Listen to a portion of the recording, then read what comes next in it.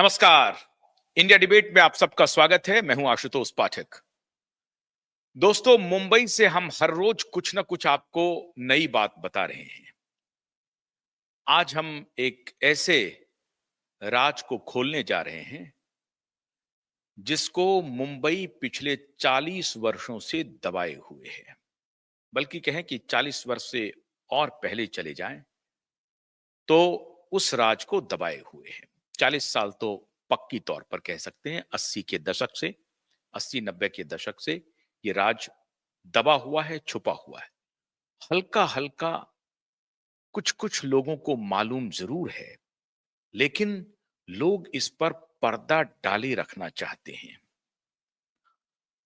कुछ दिन पहले आपने सुना होगा जब अभी सैफ के ऊपर हमले की खबर आई और उसके बाद हम आपको अपडेट देना शुरू किए कि क्या सब चल रहा है वहां पे। कुछ दिन पहले सैफ ने अपने इंटरव्यू में कहा था कि वो बांद्रा में नहीं बल्कि जुहू में बंगला खरीदना चाहते थे। लेकिन जुहू में उनको बंगला इसलिए नहीं मिला क्योंकि वो एक मुसलमान हैं। ये बात खुले तौर से सैफ अली खान ने एक साक्षात्कार में कहा। किसी को सिर्फ इस बिना पर कि वो मुसलमान है कोई बंगला नहीं मिल रहा है, ये क्या छोटी बात है? ये बहुत बड़ी बात है। और वो भी एक फिल्म स्टार ये बात कह रहा है, एक जाना माना नाम कह रहा है। अगर वो फिल्म स्टार नहीं भी होते सैफ अली खान, तो वो नवाब पटौदी हैं। उनके खानदान से उनका रिश्ता है। मंसूर मंसूर अली खान पटौदी और देश की मशहूर अदाकारा शर्मिला टैगोर के वो पुत्र हैं। शर्मिला टैगोर का खुद रिश्ता रविंद्रनाथ टैगोर के परिवार से रहा है। और मंसूर अली खान पटौदी एक मशहूर क्रिकेटर रहे हैं। उनके बच्चे ये कह रहे हैं कि उनको मुस्लिम होने की वजह से मुंबई में कोई बंगला नहीं मिला।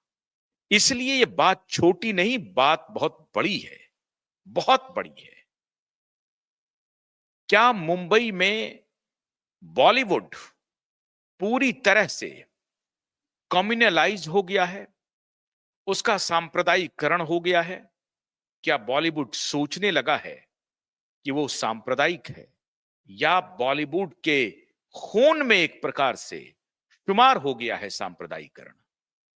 आज इसी मुद्दे पर एक ऐसे राज का खुलासा एक ऐसे व्यक्ति के माध्यम से मैं करवाने जा रहा हूं जिनको न सिर्फ फर्स्ट हैंड ये जानकारी है, वरन कि एक पुलिस अधिकारी के रूप में देश और दुनिया में क्या क्या चल रहा है, अपराध की दुनिया में समाज में क्या चल रहा है, कौन समाज को सांप्रदायिक कर रहा है, कौन समाज को जातीय आधार पर बांट रहा है, कहां ड्रग का खेल चल रहा है, कहां ब्लैक मनी का मार्केट बनाया जा रहा है, कहां अवैध हथियार का मार्केट बनाया जा रहा है, कौन अंतरराष्ट्रीय स्तर पर कौन कौन सरगना है जो इस काम में लगा हुआ है।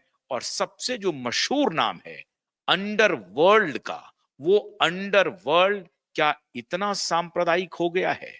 आज बहुत सारे राजों पर से पर्दा उठाने के लिए मैं स्वागत करता हूं हमारे विशेष मेहमान, पूर्व पुलिस ऑफिसर, पूर्व आईपीएस ऑफिसर।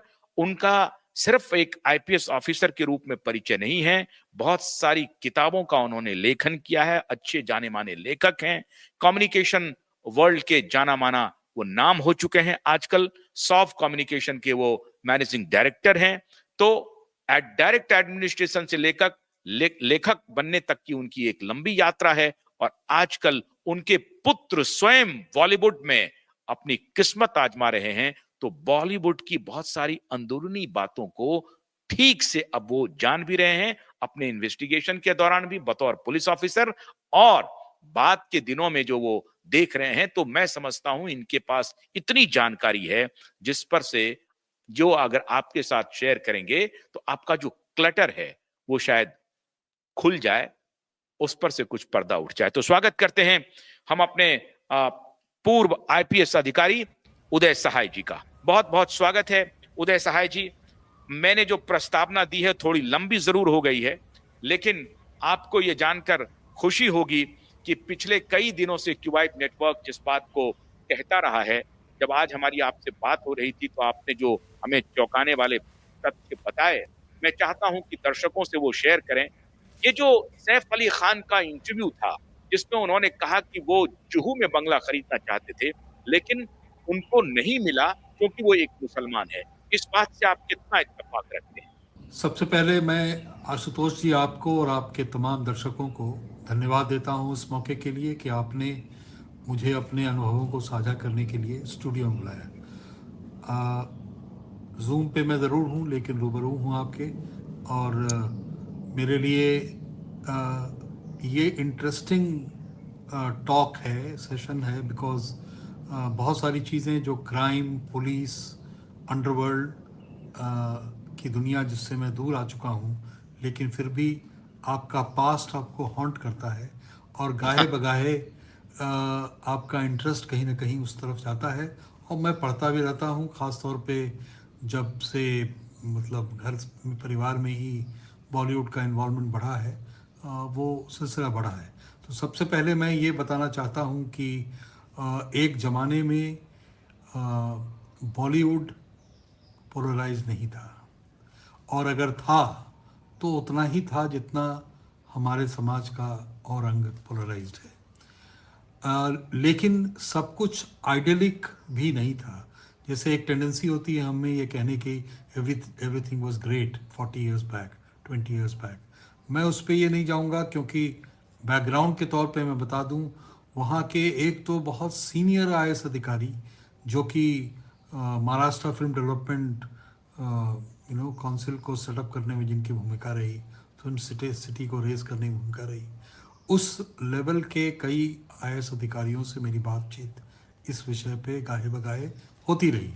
अब दो चार बहुत चौंकाने वाले तथ्यों को उन्होंने शेयर किया, जिसमें एक तथ्य था कि उस समय के महानायक, जैसे अमिताभ बच्चन आज के महानायक हैं, उस समय के महानायक के घर पे ही पाकिस्तानी ट्रांसमीटर मिला था। और वो हम्म। बात बिल्कुल रफा दफा कर दी गई क्योंकि वो पॉलिटिकली इनकरेक्ट होता कि अगर वो पब्लिक डोमेन में बात आती।